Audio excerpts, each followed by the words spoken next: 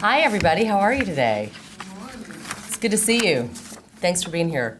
I want to just give a quick shout out to some of the other elected officials. I have Councilmember Erica Gilmore with me here, but I also have some great council members back here. I've got Vice Mayor Briley is here, I think, and we've got Councilmember Mendez, Councilmember Hurt, Councilmember Van Rees, Councilmember Pulley, and Councilmember Weiner is FaceTiming with us today. So, hey, Sherry.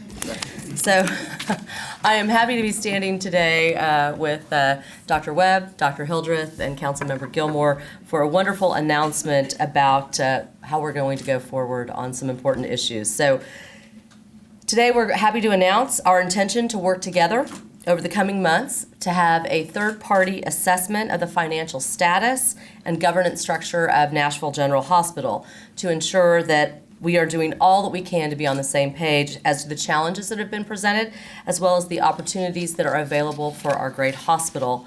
Throughout my term as a Metro Council member, and then again running for mayor, and as being mayor now, I am absolutely committed to the success of Nashville General Hospital. And this announcement today is a continuation of that commitment.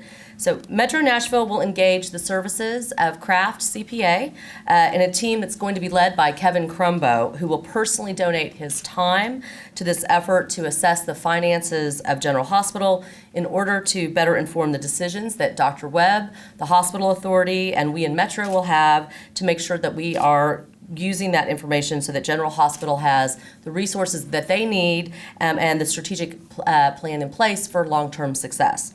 Mr. Crumbo, you may remember, was instrumental in helping the Nashville Symphony create a plan for long-term success, and we're optimistic that he's also going to be able to help us with General Hospital.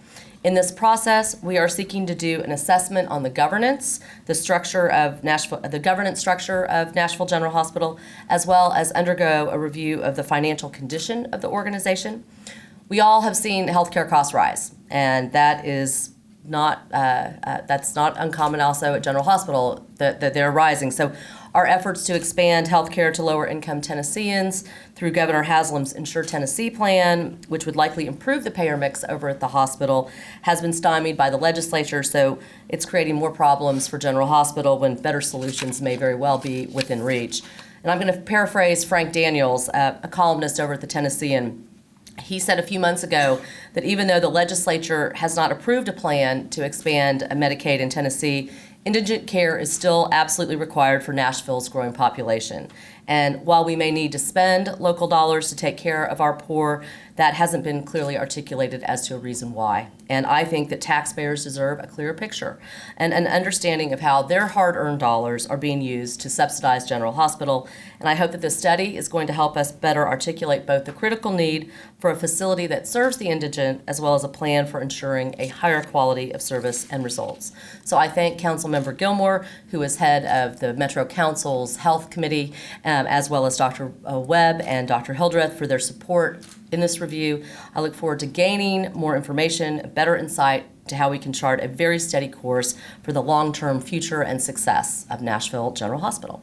And with that, I'm going to turn it over to Dr. Webb. Thank you, Mayor. And I'm a little taller than you are, so see if I can adjust this. Can you hear me okay? Just first of all, I want to say thank you to the mayor for engaging in this initiative. When I spoke with her and heard that this was something that she was proposing, my response was, you know, if I was mayor, I'd be doing the same thing. You want to know what's going on, what resources are needed in order to create a baseline of operations. We're engaged in a very symbiotic relationship with Meharry Medical College, School of Medicine. And in that relationship, everything that happens in a symbiotic relationship is not necessarily going to indicate clear benefits to one party or the other, but it's a long-term relationship. So from an acute standpoint, it might appear not beneficial, but from a long-term standpoint, it is. We've implemented population health management. We've implemented patient-centered medical home, which is part and parcel to our strategic plan, and that's related to our mission that says that our mission is to provide equitable access to patient-centered care, coordinated access to patient-centered care to our population. That's how we're going to improve the population's health of Tennessee, at least Davidson County and Nashville.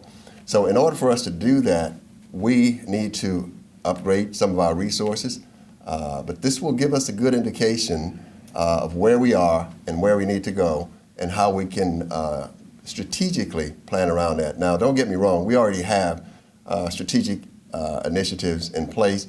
This will certainly enhance that. So again, I just say thank you to the mayor, and we look forward to working with you and the team to get this to the table so that we can show the community just what a safety net hospital and a school of medicine can do.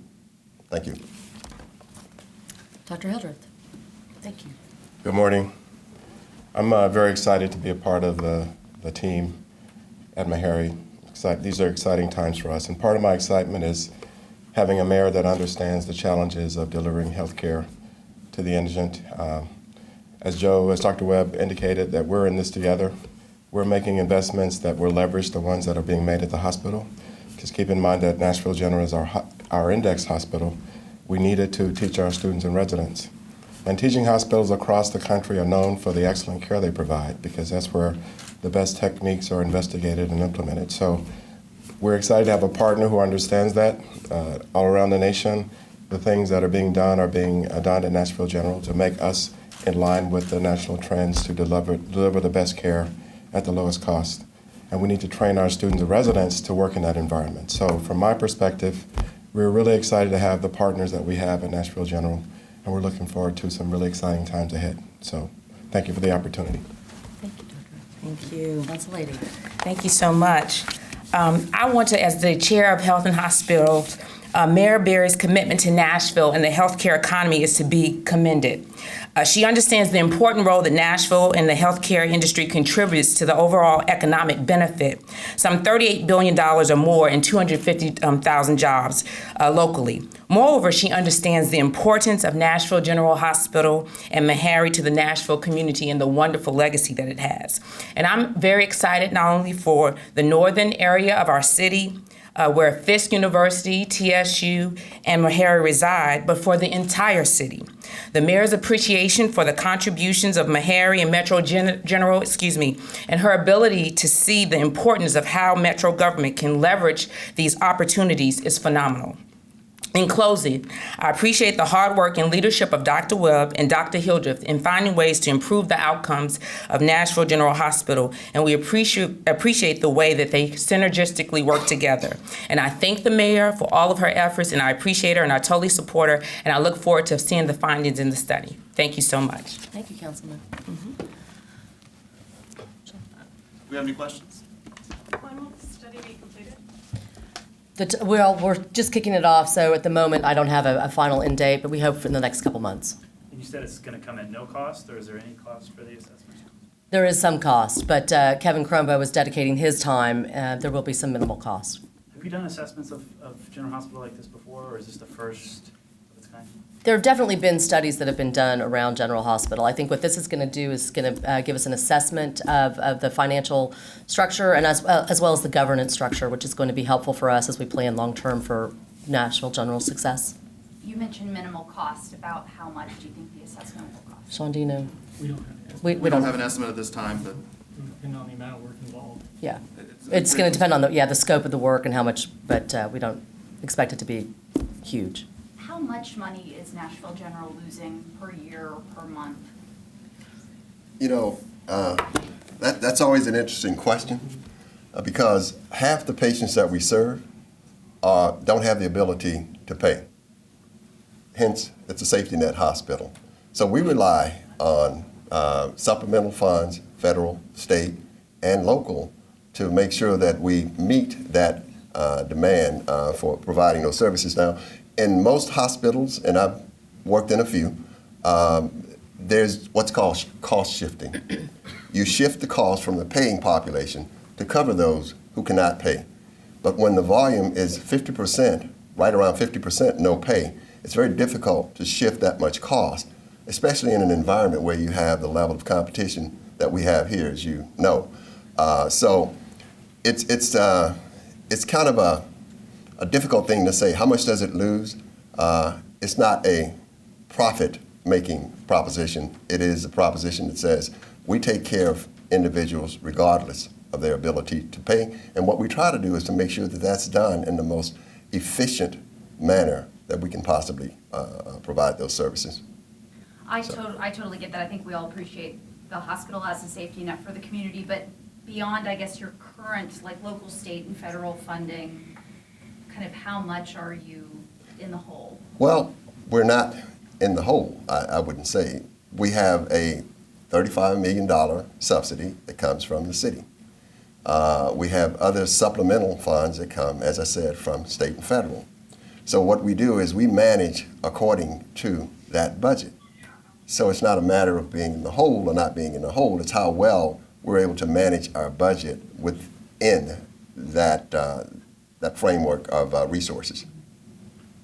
I remember during the mayor's budget hearing, you asked for an extra $10 million in part for payroll. And I'm wondering, I haven't checked whether that was approved. And also, have you had trouble completing payroll since? Okay.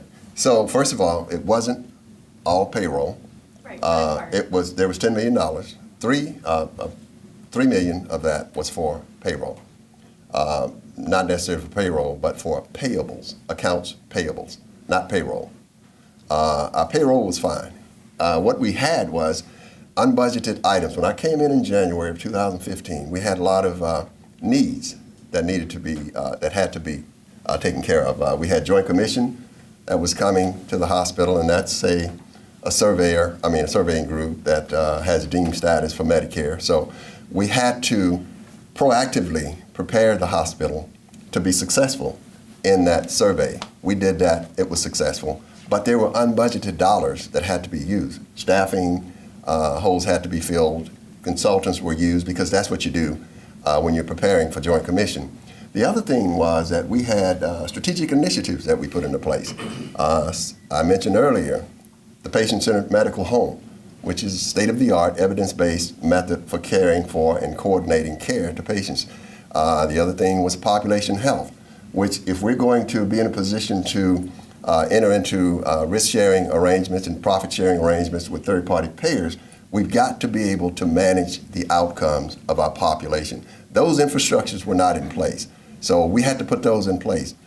From an accounts payable standpoint, our collections was down. We had just undergone a complete implementation of an electronic health record.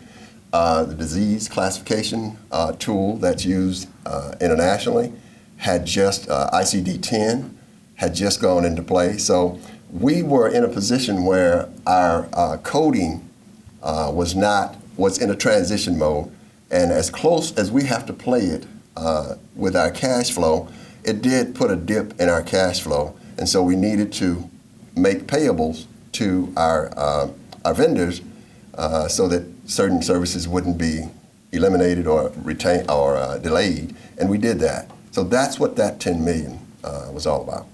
And what's the status of the $10 million request? That was approved, and it's been consumed, and we're moving forward. Can you talk a little bit about why Metro or the hospital would need a third party to come in and tell you how the hospital is governed or how the hospital spends its own money? Sure. I'm happy to take that, and then Dr. Webb can also talk about that. So what we want is an independent set of information and data, and we wanted to bring in somebody who has a history, like Kevin does, of looking at the long-term success for organizations that are sometimes struggling financially, and we want to be able to put the best resources that we can to Nashville General to make them successful. So bringing in a third party will give us that independent set of data, and that's very critical for us to be able to make the decisions that we need to make going forward.